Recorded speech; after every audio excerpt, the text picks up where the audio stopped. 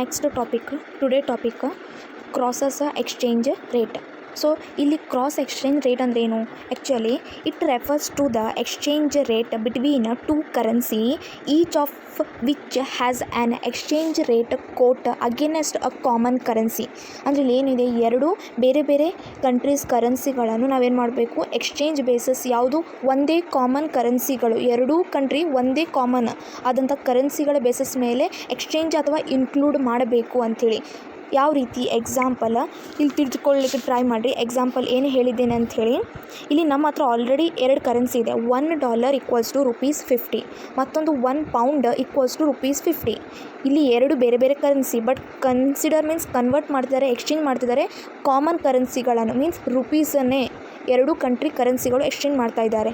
So ಇಲ್ಲಿ ಅದಕ್ಕೋಸ್ಕರ last finally ಇಲ್ಲಿ ಏನಾಗ್ತದೆ, £1 = $2 ಆಗಿ ಕನ್ಸಿಡರ್ ಮಾಡ್ಬೋದು. ಇಲ್ಲಿ ಯಾವ ರೀತಿ ಅಂತ ಹೇಳಿದರೆ, ಇಲ್ಲಿ ನಮ್ಮ ಹತ್ರ ಆಲ್ರೆಡಿ ಎರಡು ಬೇರೆ ಬೇರೆ ಕರೆನ್ಸಿ ಇದೆ, ರೈಟ್. ಒಂದು $1 ಆ್ಯಂಡ್ £1.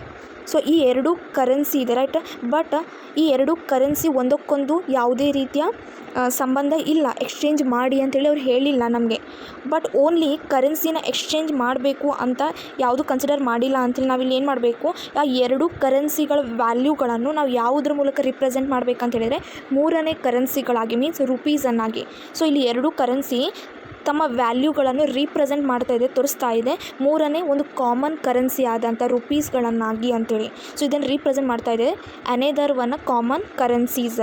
ಸೊ ಇದರಲ್ಲಿ ಏನಾಗ್ತದೆ, ಎರಡು ಕರೆನ್ಸಿಗಳು ಮೂರನೇ ಕರೆನ್ಸಿಗಳಿಗೆ ರೀಪ್ರೆಸೆಂಟ್ ಮಾಡ್ತಾ ಇದೆ ಅಥವಾ ಇದನ್ನು ಇನ್ಕ್ಲೂಡ್ ಮಾಡುವಂತಹ ಒಂದು ಅನುವಾದ, ಈ ರೀತಿಯ ಸಂಬಂಧಕ್ಕೆ ನಾವೇನು ಹೇಳ್ತೇವೆ, ಕ್ರಾಸ್ ಎಕ್ಸ್ಚೇಂಜ್ ರೇಟ್ ಅಂತ ಹೇಳ್ತೇವೆ. ಸೊ ಇದರಿಂದ ಏನಾಗ್ತದೆ ಅಂತ ಹೇಳಿದರೆ, ಫೈನಲಿ ನಾವೇನು ಮಾಡ್ಕೋಬೋದು, $1 ₹50 ಇದೆ, £1 ₹100 ಇದೆ, ರೈಟ್. ಸೊ ನಾವು ಇದರಿಂದ ಏನು ಮಾಡ್ಕೋಬೋದು, ಫೈನಲಿ £1 = $2.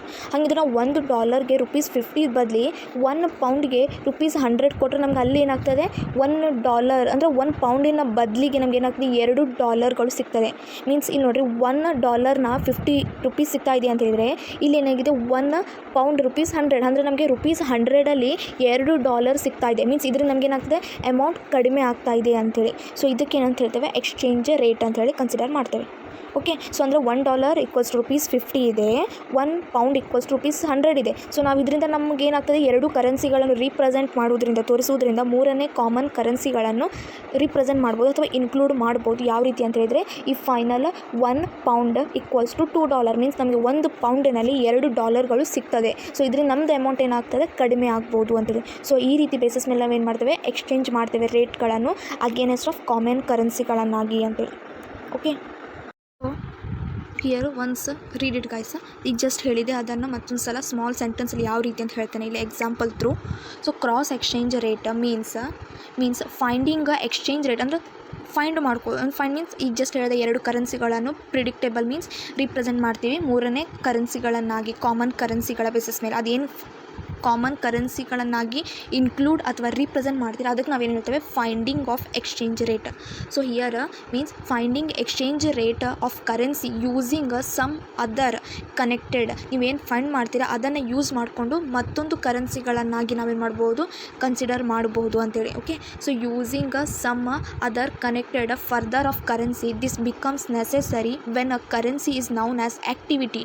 ಅದೇನಾಗಿದೆ, ಟ್ರೇಡೆಡಲ್ಲಿ ಅದು ಯೂಸ್ ಆಗ್ತಾ ಇರಬೇಕು, ಆ ರೀತಿ ಕರೆನ್ಸಿಗಳನ್ನು ಕನ್ವರ್ಟ್ ಮಾಡ್ತೇವೆ ಅಂಥೇಳಿ.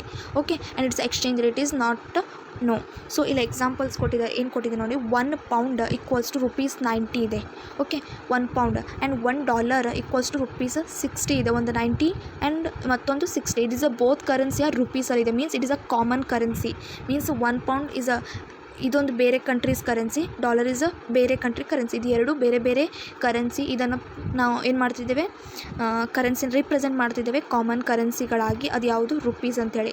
So using this cross rate between £1 to $ನ ಯಾವ ರೀತಿ ಕ್ರಾಸ್ ಬೇಸಿಸ್ ಮೇಲೆ ಕನ್ಸಿಡರ್ ಮಾಡ್ತೇವೆ, ಕ್ಯಾಲ್ಕುಲೇಟೆಡ್ ಹ್ಯಾಸ್ £1 = ₹90 ಇದೆ, $1 ₹60 ಇದೆ. ಹಾಗಿದ್ರೆ the cross rate between £1 to $. So it is a £1 to $. ಅಂತ ಹೇಳಿದರೆ ಅದನ್ನು ಪೌಂಡ್ ಪೌಂಡನ್ನು ಡಾಲರನ್ನಾಗಿ ಕನ್ವರ್ಟ್ ಮಾಡಬೇಕು. ಅದರ ನಂತರ ನಾವೇನು ಮಾಡ್ತೇವೆ, ಆ ಅಮೌಂಟ್ ಬಂದಂಥ ಅಮೌಂಟಿಂದ ಮತ್ತು ಬೇರೆ ಕರೆನ್ಸಿಗಳನ್ನು ರೀಪ್ರೆಸೆಂಟ್ ಮಾಡ್ತೇವೆ.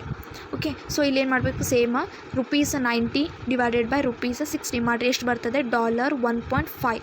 Okay, this is the answer. Next ಅದೇ 1.5ನ ತೊಗೊಂಡು therefore $1.5 equals to suppose pound 1 ಆಗಿ ಕನ್ಸಿಡರ್ ಮಾಡಿರಿ. 1 pound. So the cross rate between $2 the ಪೌಂಡನ್ನಾಗಿ ಕನ್ಸಿಡರ್ ಮಾಡ್ತಾ ಇದ್ದೀರಿ ಅಂತ ಹೇಳಿದರೆ $2 ಪೌಂಡ್ ಈಕ್ವಲ್ಸ್ ಟು ಫಸ್ಟ್ ಎಷ್ಟಿದೆ, 60 ಇದೆ, divided by 90 pound, right. So currency ಎಷ್ಟು ಬರ್ತದೆ, 0.67. So therefore rupees 0.67 equals to ಎಷ್ಟಕ್ಕೆ ಸಮನಾಗಿದೆ, $1 ಅಂತೇಳಿ. Okay, so next this is the first question of a cross exchange rate related sums. Okay, so first of all read it guys, easy ide. So 1 euro equals to ₹85 ಅಂತ ಹೇಳ್ಕೊಟ್ಟಿದ್ದಾರೆ. And New Zealand ₹50. Okay, New Zealand means dollar consider ಆಗ್ತದೆ ಇಲ್ಲಿನ currency. Okay, ₹50 ಅವರಿಬ್ಬರು 2 common ಕರೆನ್ಸಿಗಳನ್ನೇ choice ಮಾಡಿದ್ದಾರೆ. Find out cross exchange rate between euro to NZE means New Zealand base dollar ಅಂತೇಳಿ consider ಆಗ್ತದೆ. Okay, so euro to NZE ಅಂತ ಹೇಳಿ ಕನ್ಸಿಡರ್ ಮಾಡಲಿಕ್ಕೆ ಹೇಳಿದ್ದಾರೆ. ಮತ್ತೊಂದು NZE ಡಾಲರ್ ಟು ಯೂರೋ ಅನ್ನಾಗಿ ಕನ್ಸಿಡರ್ ಮಾಡಬೇಕು. ಏನಿಲ್ಲ, euro to ನ್ಯೂಜಿಲ್ಯಾಂಡ್ನ ಕನ್ವರ್ಟ್ ಮಾಡಬೇಕು. ಆಮೇಲೆ ಮತ್ತೊಂದು ಸಲ ಉಲ್ಟಾ ಅಂದರೆ ನ್ಯೂಜಿಲ್ಯಾಂಡ್ ಡಾಲರ್ ಟು ಯೂರೋ ಆಗಿ ಕನ್ವರ್ಟ್ ಮಾಡಬೇಕು. ಬಟ್ ಅವರಿಬ್ಬರು ಚಾಯ್ಸ್ ಮಾಡಿದ್ದೇನು, 2 ಕಾಮನ್ ಕರೆನ್ಸಿಗೆ ನಾವೇನಂತ ಹೇಳ್ತೇವೆ, ಅವರು ತಮ್ಮ ವ್ಯಾಲ್ಯೂಗಳನ್ನು ಏನು ಮಾಡ್ತಿದ್ದಾರೆ, ತೋರಿಸ್ತಾ ಇದ್ದಾರೆ ಅಂಥೇಳಿ. ಸೊ ಅದ್ರ ಬೇಸಿಸ್ ಮೇಲೆ ಏನಾಗ್ತದೆ ಫೈಂಡ್ ಔಟ್ ಮಾಡ್ತೇವೆ. ಸೊ ಕ್ರಾಸ್ ಎಕ್ಸ್ಚೇಂಜ್ ರೇಟಲ್ಲಿ between first of all cross rate between euro to New Zealand ಹಾಕ್ರಿ. ಸೇಮ್ ಪ್ರೊಸೀಜರ್ ಪ್ರಕಾರ ಎಲ್ಲ ಬರೀರಿ. ಓಕೆ, 1 euro ₹85 ಇದೆ, 1 ನ್ಯೂಜಿಲ್ಯಾಂಡ್ ಡಾಲರ್ ₹50. ಅವರು ಕೂಡ 2 ಕಾಮನ್ ಕರೆನ್ಸಿಗಳನ್ನು ಕನ್ಸಿಡರ್ ಮಾಡ್ತಾ ಇದ್ದಾರೆ. ಸೊ ಹಾಗಿದ್ರೆ euro to New Zealand equals to ಅಂತ ಹಾಕ್ರಿ. ₹85 divided by ₹50, 1.7. So New Zealand dollar equals to 1.7 ಅಂತ ಹೇಳಿ ಬರ್ತದೆ. ನೆಕ್ಸ್ಟ್ ಸೇಮ್ ಮತ್ತೊಂದು ಕೊಟ್ಟಿದ್ರಲ್ಲ ಇಲ್ಲಿ ಸೆಕೆಂಡ್ ಒನ್, ಇದು first one, this is the second one. Next second one, the cross rate between New Zealand to the euro. So ಅದರಲ್ಲಿ 1 ನ್ಯೂಜಿಲ್ಯಾಂಡ್ 50.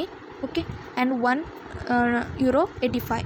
ಸೊ ಸೇಮ್ ಇದು ಯಾವ ರೀತಿ ಮಾಡೋದು, ಅದೇ ರೀತಿ ಪ್ರೊಸೀಜರ್ ಹಾಕ್ರಿ. ₹50 ಡಿವೈಡೆಡ್ ಬೈ ₹85 ಉಲ್ಟಾ ಮಾಡೋದು. ಓಕೆ, ಇದು ಯಾವ ರೀತಿ ಮಾಡಿರ್ತೀರಿ ಅದನ್ನು ಉಲ್ಟಾ ಮಾಡಬೇಕಿಲ್ಲಿ. So final answer 0.58. Okay, so ಇದೇ ರೀತಿ ಸೇಮ್ ಹೋಮ್ವರ್ಕ್ ನೀವು ಮಾಡಿರಿ. ಮತ್ತೊಂದು ಕೊಡ್ತೇನೆ. So this is a homework for you guys.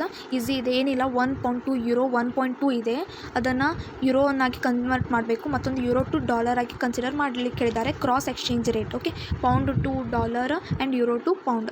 Easy ಇದೆ, 5 ಮಾರ್ಕ್ಸಿನ ಸಮ್ ಇದು. Next question. So this is 15 marks will come. Okay, so ಈ ರೀತಿ ಕ್ವಶನ್ 15 ಮಾರ್ಕ್ಸಿಗೆ ಕೇಳ್ತಾರೆ. ಏನಿಲ್ಲ, ಈ ಕ್ರಾಸ್ ರೇಟ್ ಯಾವ ರೀತಿ ಮಾಡಿದ್ರಲ್ಲ ಅದು ಒಂದೇ, ಮೀನ್ಸ್ ಯಾವುದಾದ್ರೂ ಒಂದು ಸಮ್ ಬೇಸಿಸ್ ಮೇಲೆ ಕೊಡ್ತಿದ್ರು. ಈಗ ಯಾವ ಡಿಫ್ರೆಂಟ್ ಕರೆನ್ಸಿಗಳನ್ನು ಯಾವ ರೀತಿನ ಕಾಮನ್ ಕರೆನ್ಸಿಗಳನ್ನಾಗಿ ಎಕ್ಸ್ಚೇಂಜ್ ಮಾಡಬೇಕು ಅಂಥೇಳಿ. Okay, so first read it guys this one question.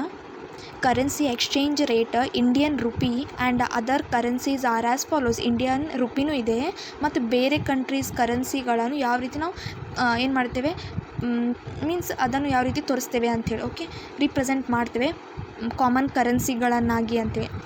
So ಏನು ಕೊಟ್ಟಿದ್ದಾರೆ, $1 ಇಲ್ಲಿ ಕೊಟ್ಟಿದ್ದಾರೆ ನೋಡಿರಿ. Okay, $1 equals to ₹62.00 and 1 euro. Okay, currency ಇದು 1 euro equals to ₹85.00.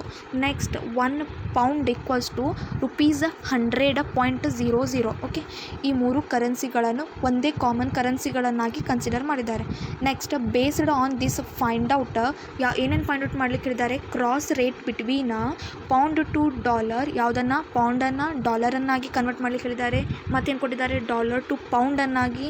Next euro to ಡಾಲರನ್ನಾಗಿ ಕನ್ವರ್ಟ್ ಮಾಡಲಿಕ್ಕೆ ಹೇಳಿದ್ದಾರೆ, ಡಾಲರ್ ಟು ಯೂರೋಗಳನ್ನಾಗಿ, ಆ್ಯಂಡ್ ಪೌಂಡ್ ಟು ಯೂರೋಗಳನ್ನಾಗಿ, ನೆಕ್ಸ್ಟ್ ಯೂರೋ ಟು ಪೌಂಡ್ಗಳನ್ನಾಗಿ. ಸೊ ಮೀನ್ಸ್ ಎಷ್ಟು ಕೊಟ್ಟಿದ್ದಾರೆ, 1 2 3 4 5 6 ಟೋಟಲಿ 6 ಕರೆನ್ಸಿಗಳನ್ನು ಯಾವ ರೀತಿ ನಾವು ಕನ್ವರ್ಟ್ ಮಾಡಬೇಕು, ಯಾವ ಕರೆನ್ಸಿ ಜೊತೆಗೆ ಅಂತೇಳಿ. ಓಕೆ, ಸೊ ನೀವು ಇಷ್ಟನ್ನ ಕ್ಯಾಲ್ಕುಲೇಷನ್ ಮಾಡಬೇಕು. ಈ ರೀತಿ ಸಮ್ಸ 15 ಮಾರ್ಕ್ಸಿಗೆ ಕೇಳಿದ್ದಾರೆ.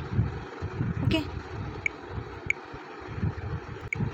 ಸೊ ಅದನ್ನು ಫಸ್ಟ್ 1 by 1 ಕ್ಲಿಯರ್ ಮಾಡಿರಿ.